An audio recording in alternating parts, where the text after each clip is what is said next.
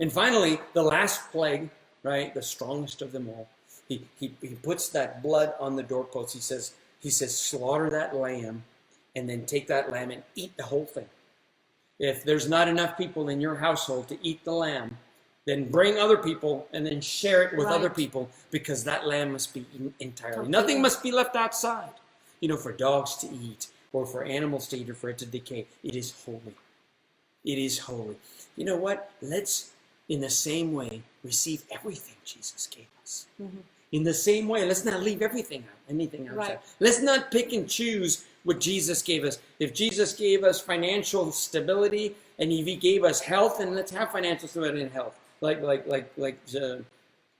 John says, right? I pray above all things that you prosper and be in health, even as your soul prospers, right? Mm-hmm. Meaning, how does the soul prosper? In the security, in the knowledge of God, that understanding that surpasses all understanding, that knowledge that surpasses all understanding, that comes from the Word of God. Right, there's a piece. Mm-hmm. Word of God, meaning faith cometh by hearing, and hearing by the Word of God. A bunch of great scriptures that we keep talking about that do all the same thing. They re-establish us. They confirm us in his love, in the place of sonship, in the place of good standing with the Father, and that all the things that are going on of destruction, of killing, of stealing going on in this world, they don't pertain to you and I.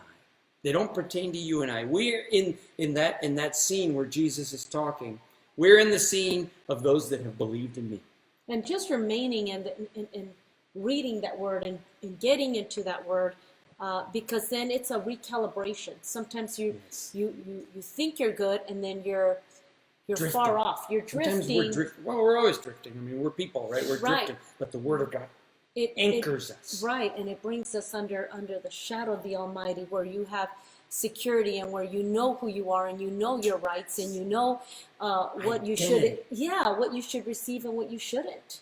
And then you could stand against it if you think that you have the illness and you think, well, yeah, I have it and maybe I deserve it, or guilt, or what. If you don't know that you need to be fighting against it, you'll accept it. Exactly. But or if you didn't heed certain things and you exposed yourself, right, the enemy wants you to, because of that guilt, he wants you to stay where you are and receive what he's got. Accept what's happening. Right. But what Jesus did was not conditional. Right. It was unconditional concerning you. The condition of you being in his health and receiving his healing was conditional upon what him. Jesus did, not what you do. Right. His job is to do works. Our job is to do faith or believe. Believe in his You know what I'm saying? Let's not get into works. That's his job. Let's just believe him. Let's get into faith. Exactly. And you said something else too, is that, that not only does he recalibrate us, not only does he anchor us because we drift, right, but also we're growing. Sure, we learn new things. We're growing, and the same scripture has deeper meaning as we grow, and it just keeps strengthening us. Just the story of Moses. I thought I knew the story, and I don't know if I actually had read it, or maybe it was the movie, maybe it was somebody who was preaching on it, and I thought I knew it pretty well, and then we started reading it. And the things that I thought, I don't know the story of Moses. The highlights, and we've all seen the movie, but all the things that we found out, all the detail by reading it, increases my faith and gives me a better understanding of who the Lord is and who I am. Exactly. Because in Christ. In this time in your life, in this stage of your growth from being a spiritual infant to being a spiritual mature person, in this time, he's showing you different things. Sure, maybe and maybe you've read something before and didn't understand it. We've read it many times. We just read right through it. Right, I'm thinking the Holy Spirit knows where to point things out. Paul says, we are in this world, but we're not of it. Mm-hmm. We don't have to participate in the plagues. We don't have to participate in the recessions. We don't have to participate in these things because we're in the world, but we're not of it. Our resource for health, our resource for protection, our resource for income, our resource for everything we need for life and godliness is from the Lord. And he's going to continue supplying that to us just like he has. And it doesn't matter what the headlines say. Right. He's going to continue to do it because his Christ has reconciled us to himself. And it is now peace toward man because through the work of Christ. We have that hope and promise. We have it. Well, I always say hope has a name, and his name is Jesus. And so there's always that hope. He's always going to provide. We are in Christ. Yeah. And there are numerous promises throughout the New Testament concerning in Christ. And if you go through back and you read them, I mean, it'll bless you. It'll Right. bless you to read them and read them and read them and meditate on You know, them I was also until going to that say fear that, is that driven out. the word of encouragement that we have on this site. I also wanted to say, and I forgot to mention earlier, that it's also on YouTube. And the link for the YouTube is on our site here Yes. at 2020 Vision. For those of your family members that don't have Facebook or aren't in our Bible study, but you can send that to them just as a simple word of encouragement. Maybe Yes. a coworker or somebody is worried or in fear. Exactly. You know, just say, it's an hour long, send them a little word of encouragement to bless their life. It was the understanding of that covenant that gave David the idea, the thought, the courage to go down and face that enemy that was bigger than him, stronger than him, better than him, but he was fearless because of the knowledge of this. And so when we meditate on that, whatever we face, And we laid that knowledge in that 1 hour. We precept Absolutely. upon precept, we laid it down there for you to receive that courage for yourself. Exactly. Because if it was the truth of that covenant that gave that little boy strength and courage, then the truth of that covenant will give you and I the same strength and courage. Certainly. Right? Because it's not the little boy, but the strength, but the it's the truth courage. of it that produces the strength and courage. You don't have to muster strength. You don't have to muster Muster up. courage. You don't have to muster this bravery. You don't have to muster peace. You don't have to muster this confidence. You get it. It comes from God. That's what he said. That's what he meant when he said, faith comes by hearing, and hearing by the word of God.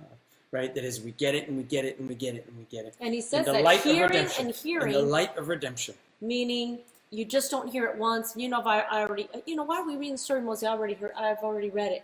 But the word says faith comes by hearing and hearing, as in over It's and like a over. continuous thing. Yes. It's like this understanding of it's going to be a continuous thing. You don't eat once and then you're healthy and you're good forever. You keep eating and eating and to sustain. And the bigger you are, and the stronger you are, the more you eat. Yeah. Oops. The bigger, the stronger you are, the more you need to eat. And as you mature, you need to eat more. And so anyway, the same way, I see a lot of people, their Bible says bread of life. And Jesus said, I'm the bread of life. And so we see these scenes of these judgments and how God is going to drive and he's going to take care of this bondage. You know, the Pharaoh prophetically represents Satan, and slavery, the state that they were in, represents sin. Right. And God took care of both of those things. He took care of the Pharaoh, and he took care of their slavery. Mm-hmm. And in one day, in one 24-hour period, the entire wealth of Egypt was transferred to the Israelites. The Bible says that the Israelites, they spoiled the Egyptians.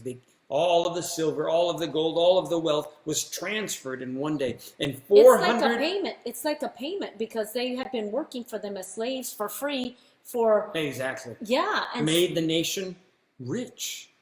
It was their actions. If you think about it, a lot of back pay. Think about it. If Joseph had not had that dream, then the Egyptian empire would have perished with that famine, just like all of the other empires did. Which is so interesting because when we were studying the story of Joseph last month, we ended up with his family coming in. Mm-hmm. He's saving Egypt and his family. It was he was the second in command, and his family, they gave him the choice land, and then they grew and they became very wealthy, Mm-hmm. his family, and they just kind of took over that.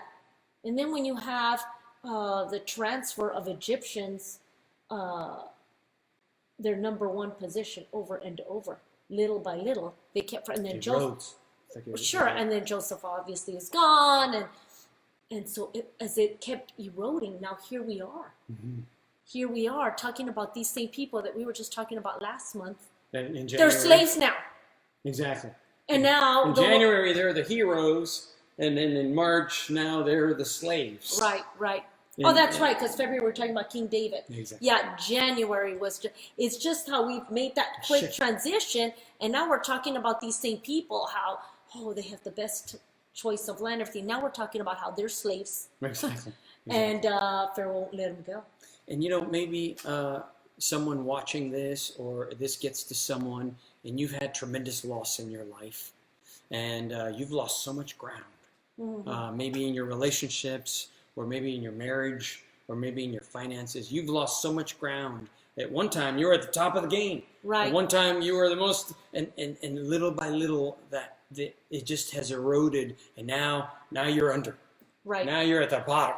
And I want you to be encouraged, because in one day, right, the Lord transferred all of that. The Lord made payment. The Bible says that 400 years of payment with interest was paid and transferred in one day. And what can take the enemy and man and just the state of things in this world 400 years to decay, the Lord can turn it around in one day. With one word. One day, with one action, with one word, He can turn everything, and He can cause you to recover everything with interest. And He promises that in the book of Joel, right? He says, I will restore to you all that the locusts have eaten. That's the Lord God that we serve. So that you know what, if we haven't lost anything and we're defending, He is our defender. Mm-hmm. He is our strength. He is on our side. If we have lost some, He will restore it back to us. He will cause us to conquer. If we've lost everything, and everything has been lost, He will cause everything to be restored to us and paid back to us sevenfold. Right. That's the God we serve. That's the position that we're in because of what Jesus did.